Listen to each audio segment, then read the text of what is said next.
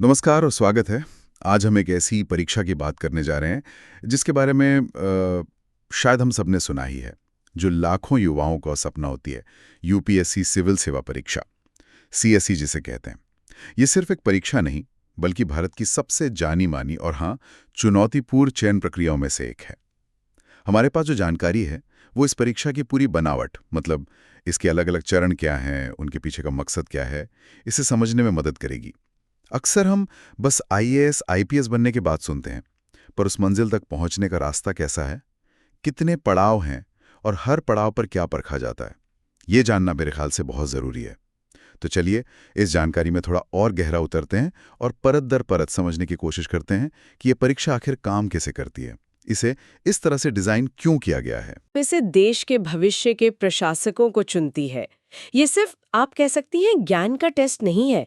ये उम्मीदवारों की समझ, उनकी एनालिटिकल क्षमता, पर्सनालिटी और हाँ, लोक सेवा के लिए वो कितने फिट हैं, इसको परखने का एक बहुत ही सोचा समझा सिस्टम है। हमारा मकसद यही होगा कि इस जटिल प्रक्रिया को आसान शब्दों में समझें और जानें कि हर स्टेज की अपनी क्या अहमियत है। तो शुरुआत करते हैं पहले पड़ाव से, जिसे आमतौर पर प्रीलिम्स या प्रारंभिक परीक्षा कहा जाता है। लाखों उम्मीदवार यहीं से अपनी यात्रा शुरू करते हैं। क्या है ये और इसका मकसद क्या है असल में? सही कहा आपने, ये पहला बड़ा फिल्टर है। देखिए, हर साल लाखों लोग अप्लाई करते हैं। अब सबको तो मुख्य परीक्षा में नहीं बिठा सकते हैं ना। तो प्रीलिम्स का मुख्य उद्देश्य है जो सीरियस उम्मीदवार हैं, जो योग्य हैं, उनकी पहचान करना, उनको भीड़ से अलग करके अगले स्टेज यानी मेंस के लिए चुनना। ये एक तरह से आप कह सकती हैं स्क्रीनिंग परीक्षा है। और जैसा कि हम देख रहे हैं, ये ऑब्जेक्टिव टाइप होती है, मतलब इसमें मल्टीपल चॉइस क्वेश्चन एमसीक्यूज होते हैं। और एक खास बात ये भी है कि इसके मार्क्स फाइनल रैंकिंग में नहीं जुड़ते। बिल्कुल सही। ये पूरी तरह ऑब्जेक्टिव है। ओएमआर शीट पर जवाब देने होते हैं। और हाँ, ये बहुत महत्वपूर्ण है कि फाइनल मेरिट लिस्ट में इसके अंकों का कोई रोल नहीं होता। इसे पास करना जरूरी है, लेकिन ये सिर्फ एक क्वालिफाइंग दरवाजा है मुख्य परीक्षा के लिए। इसमें 2 पेपर होते हैं। हाँ, पहला पेपर है जनरल स्टडीज पेपर 1, जिसे हम सब जीएस पेपर 1 कहते हैं। इसमें क्या क्या आता है, मतलब कौन सी विषय? जीएस यानी सामान्य अध्ययन। इस पेपर का दायरा बहुत बड़ा है सच में। इसमें आपको इंडियन हिस्ट्री, ज्योग्राफी, इंडिया और वर्ल्ड दोनों की, इंडियन पॉलिटी और गवर्नेंस, इकोनॉमिक और social development, environment, ecology, biodiversity, general science और सबसे अहम करंट अफेयर्स, मतलब राष्ट्रीय और अंतर्राष्ट्रीय महत्व की जो भी घटनाएं चल रही हैं। ये बेसिकली उम्मीदवार की जनरल अवेयरनेस और अलग-अलग सब्जेक्ट्स की एक बेसिक समझ को परखता है। अच्छा। और दूसरा पेपर जिसे सीसैट कहते हैं। हाँ, दूसरा पेपर है जीएस पेपर 2, जिसे ज्यादातर लोग सीसैट यानी सिविल सेवा एप्टीट्यूड टेस्ट के नाम से जानते हैं। इस पेपर का उद्देश्य उम्मीदवार की जो एनालिटिकल स्किल्स हैं, उनको परखना है। इसमें कॉम्प्रहेंशन आता है, इंटरपर्सनल स्किल्स जिसमें कम्युनिकेशन स्किल्स भी शामिल हैं, लॉजिकल रीजनिंग और एनालिटिकल एबिलिटी, डिसीजन मेकिंग और प्रॉब्लम सॉल्विंग। फिर जनरल मेंटल एबिलिटी और बेसिक न्यूमरेसी, मतलब 10वीं क्लास के लेवल तक की गणित, संख्याएं, उनके संबंध वगैरह। लेकिन ये पेपर भी तो सिर्फ क्वालिफाइंग है ना, है ना? जी हाँ, ये बात बहुत महत्वपूर्ण है। सीसैट पेपर सिर्फ क्वालिफाइंग नेचर का है। इसमें पास होने के लिए कैंडिडेट को कम से कम 33% मार्क्स लाने होते हैं। इसके मार्क्स भी फाइनल मेरिट लिस्ट में नहीं जुड़ते। इसका मकसद सिर्फ ये देखना है कि कैंडिडेट में एडमिनिस्ट्रेटिव काम के लिए ज़रूरी बेसिक एप्टीट्यूड और लॉजिकल रीजनिंग है या नहीं। प्रीलिम्स की जो असली कट ऑफ बनती है, वो जीएस पेपर 1 के मार्क्स के आधार पर ही बनती है, बशर्ते ये है कि कैंडिडेट सीसैट में 33% ले आए। तो प्रीलिम स्टेज जहां लाखों लोग बैठते हैं, वहां से कुछ हजार ही अगले पड़ाव के लिए चुने जाते हैं। ये सुनने में ही काफी मुश्किल लगता है। निश्चित रूप से प्रीलिम्स की अनिश्चितता, वो जिसे कहते हैं अनप्रिडिक्टेबिलिटी, बहुत ज़्यादा होती है। कट ऑफ हर साल बदलता है, पेपर का पैटर्न भी थोड़ा बहुत बदल सकता है। ये स्टेज सिर्फ नॉलेज का टेस्ट नहीं है, ये टाइम मैनेजमेंट, नेगेटिव मार्किंग से कैसे बचें और प्रेशर कैसे झेलें, इसका भी टेस्ट है। कई बार बहुत काबिल उम्मीदवार भी यहीं अटक जाते हैं। वो पहुंचते हैं मुख्य परीक्षा यानी मेंस में। जानकारी देखने से तो ऐसा लगता है कि ये परीक्षा का सबसे महत्वपूर्ण और सबसे बड़ा हिस्सा है। और ये प्रीलिम्स की तरह ऑब्जेक्टिव नहीं है, बल्कि लिखित है, वर्णनात्मक, मतलब इसमें लंबे डिटेल्ड आंसर्स लिखने होते हैं और इसमें कुल 9 पेपर होते हैं। 9 पेपर, ये सुनकर ही लगता है कि कितना इंटेंस और मेहनत वाला चरण होगा ये। आपने बिल्कुल सही समझा। मुख्य परीक्षा ही वो असली कसौटी है जहां उम्मीदवार के ज्ञान की गहराई, उसकी समझ, उसकी विश्लेषण करने की क्षमता, विचारों को ठीक से ऑर्गेनाइज करके प्रभावी ढंग से लिखने का हुनर, इन सब का असल मूल्यांकन होता है। 9 पेपर्स का होना इसे वाकई बहुत व्यापक बना देता है, लेकिन इन 9 में से 7 पेपर ऐसे हैं जिनके अंक फाइनल मेरिट लिस्ट बनाने में गिने जाते हैं।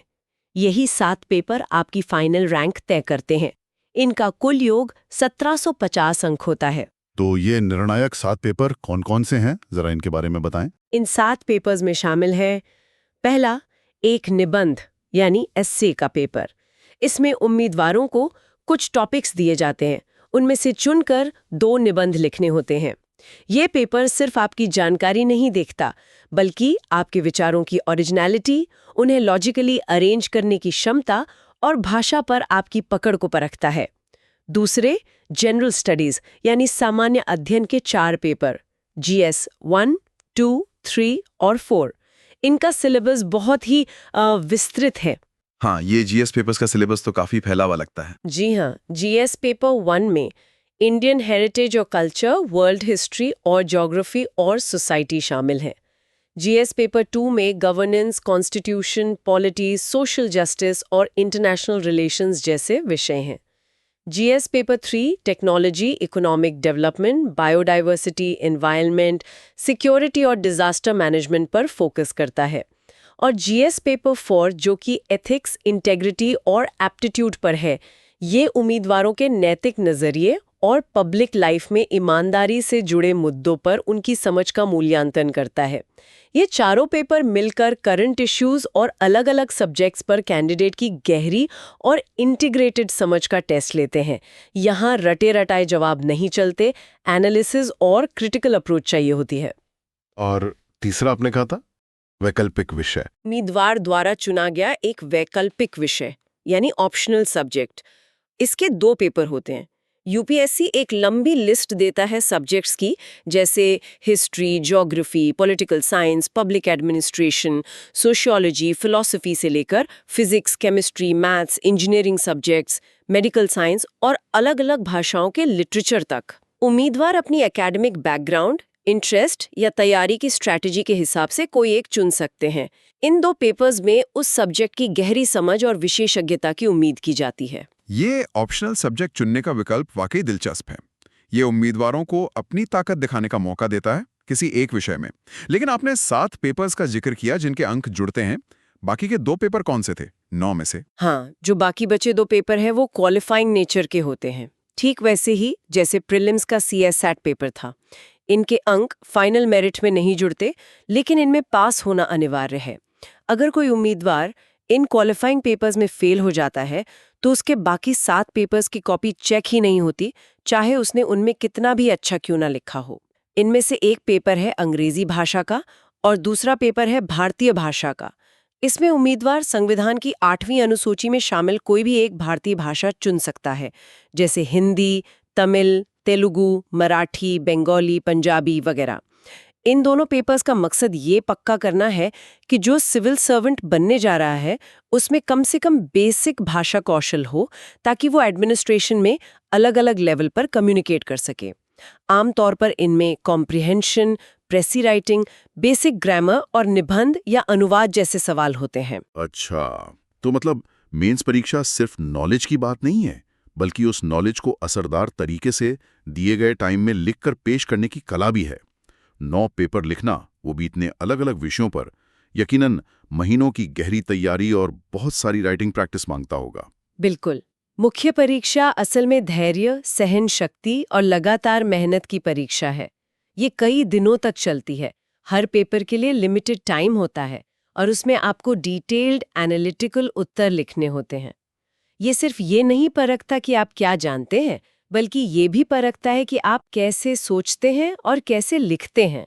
मेंस परीक्षा के इस बड़े विशालकाय चरण के बाद आता है आखिरी पड़ाव, व्यक्तित्व परीक्षण यानी पर्सनैलिटी टेस्ट, जिसे हम सब आम तौर पर इंटरव्यू कहते हैं। ये चरण अक्सर सबसे ज्यादा रहस्यमयी लगता है और इस पर चर्चा भी बहुत होती है। इसे व्यक्तित्व परीक्षण क्यों कहा जाता है, सिर्फ इंटरव्यू क्यों नहीं? ये एक बहुत अच्छा सवाल है। इसे सिर्फ इंटरव्यू ना कहकर पर्सनालिटी टेस्ट कहने के पीछे यूपीएससी का एक साफ उद्देश्य है। ये कोई आम नौकरी का इंटरव्यू नहीं है जहां सिर्फ आपकी डिग्री या टेक्निकल नॉलेज देखी जाए। यहाँ नॉलेज का टेस्ट तो मेंस में अच्छे से हो चुका होता है। पर्सनालिटी टेस्ट का मुख्य उद्देश्य है उम्मीदवार की लोक सेवा के करियर के लिए ओवरऑल सूटेबिलिटी यानी समग्र उपयुक्तता का आकलन करना। समग्र उपयुक्तता, इसमें क्या क्या शामिल होता है? मतलब बोर्ड क्या देखना चाहता है कैंडिडेट में? यूपीएससी बोर्ड, जिसमें काफी अनुभवी और विशेषज्ञ सदस्य होते हैं, वो उम्मीदवार के कई पर्सनल गुणों को परखने की कोशिश करते हैं।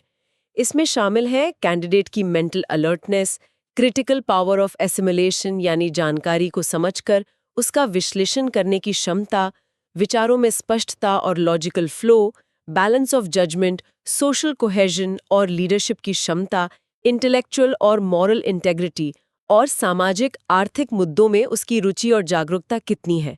संक्षेप में कहें तो बोर्ड ये देखता है कि क्या उम्मीदवार में वो गुण है जो एक कुशल और ईमानदार सिविल सेवक के लिए जरूरी होते हैं। जानकारी ये भी बताती है कि ये कोई क्रॉस एग्जामिनेशन जैसा नहीं होता, मतलब सवालों की बौछार नहीं होती, बल्कि एक गाइडेड बातचीत की तरह होता है। तो इसमें किस तरह के सवाल पूछे जाते हैं? क्या ये सिर्फ करंट अफेयर्स पर ही फोकस रहता है? नहीं, ये सिर्फ करंट अफेयर्स का टेस्ट नहीं है। हालांकि जो भी समसामयिक मामले चल रहे हैं उन पर आपकी राय और समझ जरूर पूछी जा सकती है। बातचीत का दायरा काफी बड़ा हो सकता है और ये हर कैंडिडेट के लिए अलग होता है। ये कैंडिडेट के डैफ यानी डिटेल्ड एप्लीकेशन फॉर्म पर बहुत निर्भर करता है। डैफ में उसकी एजुकेशन, अनुभव, हॉबीज, इंटरेस्ट, सर्विस प्रेफरेंस वगैरह की जानकारी होती है। आमतौर पर सवाल कैंडिडेट के बैकग्राउंड से हो सकते हैं, जैसे उनके home state, college, optional subject के बारे में। उनकी हॉबीज और इंटरेस्ट पर सवाल हो सकते हैं, जैसे अगर किसी ने लिखा है कि उसे क्रिकेट पसंद है तो शायद क्रिकेट एडमिनिस्ट्रेशन या स्पोर्ट्स पॉलिसी पर सवाल हो जाए। नेशनल और इंटरनेशनल इंपॉर्टेंस के करंट अफेयर्स पर उनकी एनालिटिकल राय पूछी जा सकती है और उन्होंने जो सर्विसेज चुनी है उनके प्रति उनकी समझ और मोटिवेशन क्या है, ये भी पूछा जा सकता है। और ये स्थिति आधारित प्रश्न, मतलब सिचुएशन बेस्ड क्वेश्चंस के बारे में भी सुनने में आता है। हाँ, ये भी पर्सनालिटी टेस्ट का एक महत्वपूर्ण हिस्सा हो सकता है। बोर्ड कैंडिडेट के सामने कोई काल्पनिक एडमिनिस्ट्रेटिव सिचुएशन या कोई नैतिक दुविधा रख सकता है और पूछ सकता है कि वो ऐसी परिस्थिति में क्या फैसला लेंगे और क्यों। जैसे आप एक जिले के डीएम हैं और वहाँ कम्युनल टेंशन हो रही है, आप क्या कदम उठाएंगे? या आपके सामने एक ऐसी सिचुएशन आती है जहां आपको नियम और मानवीय संवेदना के बीच चुनना है, आप क्या करेंगे? ऐसे सवालों का कोई एक सही जवाब नहीं होता। बोर्ड ये देखता है कि कैंडिडेट का अप्रोच कितना बैलेंस्ड है, वो प्रेशर में कैसे डिसीजन लेता है, उसके मॉरल वैल्यूज क्या है और क्या वो प्रैक्टिकल सॉल्यूशन सोच पाता है। ये पूरी प्रक्रिया कैंडिडेट को ओवरऑल समझने का एक प्रयास है, ना कि सिर्फ उसके ज्ञान को आंकने का। तो ये चरण उम्मीदवार के आत्मविश्वास, उसकी कम्युनिकेशन स्किल्स और उसके व्यक्तित्व की गहराई को परखता है। ये वाकई एक अलग तरह की चुनौती है। निश्चित रूप से।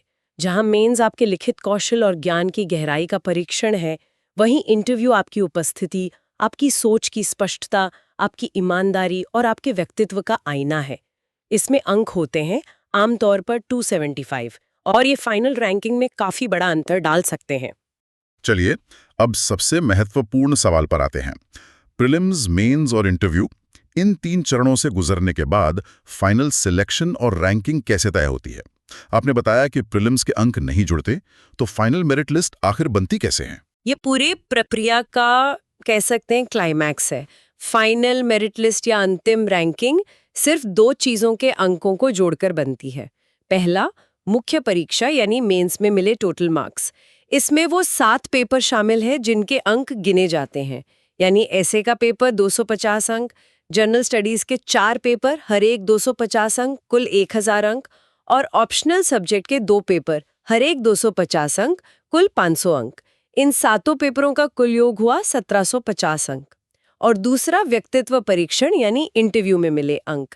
इसके लिए कुल 275 अंक होते हैं।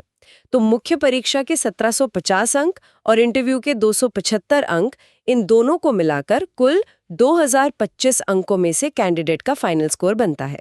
इसी टोटल स्कोर के आधार पर उम्मीदवारों की फाइनल मेरिट लिस्ट तैयार होती है। फिर उनकी रैंक और उनके द्वारा दी गई सर्विस प्रेफरेंस के आधार पर उन्हें अलग-अलग सेवाओं जैसे आईएएस, आईपीएस, आईएफएस, आईआरएस वगैरह में सीट मिलती है। अच्छा, तो ये बिल्कुल साफ है। प्रीलिम सिर्फ क्वालिफाइंग है, फाइनल रेस में उसकी कोई भूमिका नहीं। असली मुकाबला मेंस के लिखित प्रदर्शन और इंटरव्यू में मिले अंकों के आधार पर होता है।